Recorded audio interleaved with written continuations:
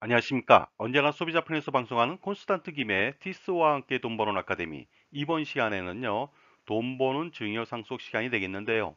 증여 상속 원칙 세 가지에 대해서 알아보도록 하겠습니다. 이 세상에서 가장 억울한 일은 무엇일까요? 아마도 저는 이렇게 생각합니다. 평생 살아생전에 세금을 냈습니다. 열심히 돈을 벌어서요. 그랬는데 돌아가실 때도 똑같이 또 세금을 내야 된다는 것이죠. 이것이 가장 억울하지 않을까 생각합니다. 그러다 보니까 절세가 필요하다는 것이죠. 절세라고 하는 것은요, 자기 재산을 지키기 위한 정말 마지막 숭고한 사명이 아닐까 생각합니다. 따라서 증여상속의 세 가지 원칙을 따라 한다면 절세를 충분히 할 수 있지 않을까 해서 소개를 해드립니다. 자, 증여상속 원칙 첫 번째가 되겠습니다. 증여와 상속의 관계는요, 서로 풍선 효과 같습니다. 그 소리는 뭐냐면요, 한쪽을 줄이면 다른 쪽이 늘어나고요, 한쪽을 늘리면 다른 쪽이 줄어든다는 것이죠. 예를 들어서요. 증여세를 적게 낸다. 이 소리는 증여 재산을 별로 많이 이전하지 않는다는 뜻이 되겠습니다. 증여세를 적게 낸다면 당연히 상속 재산이 늘어나겠죠. 그러므로 상속세가 많아질 수밖에 없습니다. 그런데 증여세를 많이 낸다. 사전 증여를 많이 한다는 거죠. 이랬을 때는 상속 재산이 줄어들어서 나중에 상속세가 적어집니다. 그런데 많은 사람들이 이렇게 생각하세요. 상속세가 줄어드는 만큼 증여세를 많이 내니까 똑같은 거 아니냐? 이렇게 생각하시는 분이 계신데요. 절대로 그렇지 않습니다. 왜 그럴까요? 그것은 바로 증여세는 현재 내는 세금이고요. 그 다음에 상속세는 미래에 내는 세금이기 때문에 절대로 똑같지가 않습니다. 자, 그렇다면요. 사례를 통해서 확인해 보도록 하겠습니다.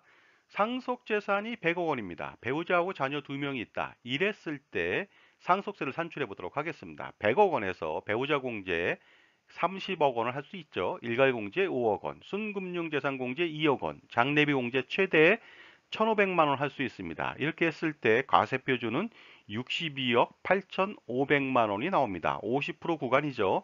그 다음에 4억 6천이라고 하는 누진공제를 빼니까 상속세는 무려 26억 8,250만 원이 나왔습니다. 그런데 이런 상태에서 증여하지 않는다. 이랬을 때 미래의 상속세는 어떻게 되는지 알아보도록 하겠습니다. 자, 매년 재산 가치가 연 4% 상승한다고 가정했을 때 30년 뒤에 재산의 가치는요, 현재 100억 원에서 무려 324억 원으로 껑충 뜁니다. 이랬을 때 각종 공제는 그대로거든요. 그러다 보니까 과세 표준은 어떻습니까? 287억 2천만 원이나 됩니다. 그리고 세율은 50%고요. 누진공제해서 무려 상속세는요, 139억 원이라고 하는 미래에 확정된 상속세 비용을 지불해야 됩니다. 결국 상속세 부담액이라고 하는 것은요, 현재 금액도 뭐 26억 8,250만 원이 되겠지만 현재 사망하지 않는다고 가정한다면요, 미래 30년 뒤에는 139억 원으로 늘어나다 보니까 어떻습니까? 사전 증여가 필요하다는 것이 되겠습니다. 그런데 이런 상태에서 사전 증여를 한다면 미래의 상속세는 어떻게 바뀌는지 알아보도록 하겠습니다. 62억 원을 증여합니다. 자녀 2명한테 각각 10억 5천, 자녀 배우자 2명한테 각각 10억 천, 그 다음에 손자녀 4명한테 미성년자입니다. 5억 2천씩 증여를 해보도록 하겠습니다. 그 다음에 어머니, 배우자죠. 배우자 증여는 배제하겠습니다. 왜냐하면요, 재산이 많기 때문에 추후 배우자 상속공제로 그 어머니의 상속 재산이 늘어날 가능성이 있기 때문에 배우자 증여는 배제했습니다. 이랬을 때 증여세는요, 꽤 많이 나옵니다. 13억 8,516만 원이 나오는데 이것은 5년 동안 6회에 걸쳐서 연부연납으로 납부하면 좀 부담이 해소될 것 같습니다.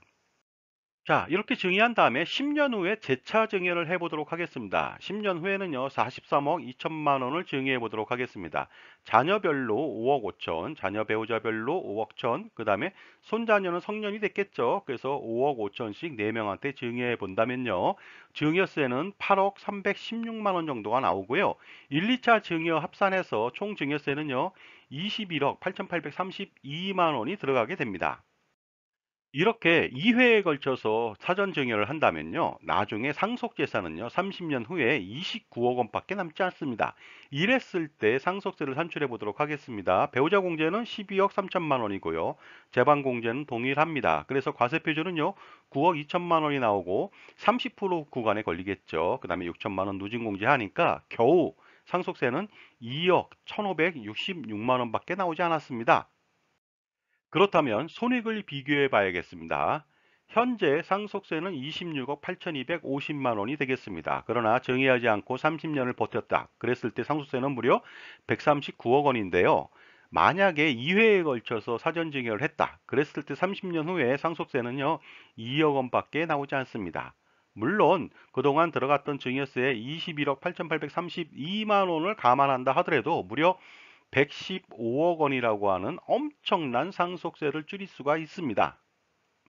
그렇기 때문에 사전 증여는 반드시 필요합니다. 자, 두 번째 증여 상속 원칙을 알아보도록 하겠습니다. 두 번째는요, 증여할 거라면요, 지금 바로 당장 하라. 이 뜻이 되겠습니다. 그것은 왜 그러냐면요, 자산이 늘어난 상태에서 증여하면요, 증여세와 상속세 모두 절세를 실패할 수가 있습니다. 자, 지금까지 제 정보가 만족스러우셨다면요, 구독과 좋아요 부탁드리겠습니다. 감사합니다. 계속하겠습니다. 만약에 현재 증여하지 않고 10년 후에 미뤄서 증여한다고 가정해 보도록 하겠습니다. 그리고요, 증여 횟수하고 금액은 동일하게 2회에 걸쳐서 증여한다고 가정했을 때 30년 후에 상속세는요, 39억 원을 부담해야 됩니다. 그러니까 지금 증여했을 때는 2억 원만 부담하면 됐잖아요. 쓸데없이 37억 원이 더 늘어났습니다.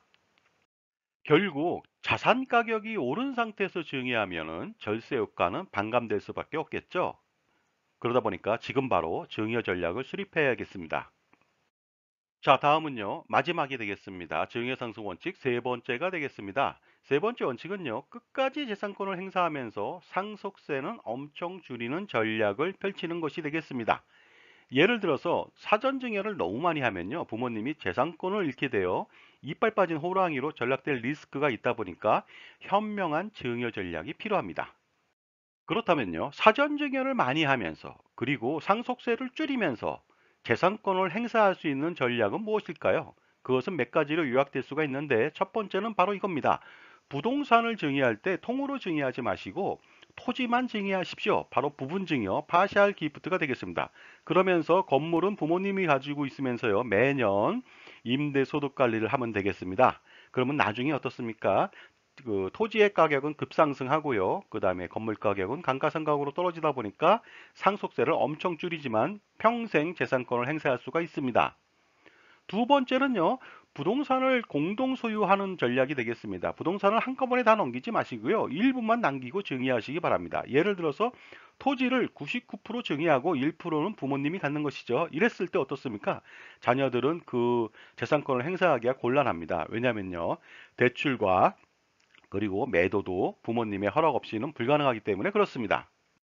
자, 재산권 행사 전략 세 번째는요, 혹시라도 그 중소기업을 운영하시는 CEO인 경우에 비상장 주식을 전부 다 그 증여하는 것이 아니고요, 일부만 남겨놓고서 사전 증여를 하면 되겠습니다.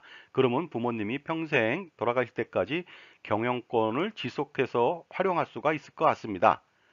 네 번째는요, 무조건 사전 증여가 좋다고 해서 너무 많은 금액을 사전 증여하면 안 되겠습니다. 왜냐면요, 재반 상속 공제를 활용하기 위해서는요, 상속 재산을 어느 정도는 남기셔야 됩니다.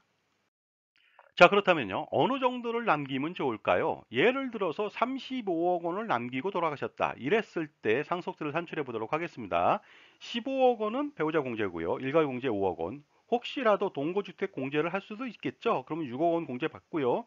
순금융재산 공제 2억 원, 장례비 공제 받고, 그러다 보니까 가세필주는 6억 8,500밖에 나오지 않습니다. 따라서 상속세는 겨우 1억 4,550만 원밖에 안 나오고요. 이것을 10년 동안 11회에 걸쳐서 연부연납을 한다면 어떻습니까?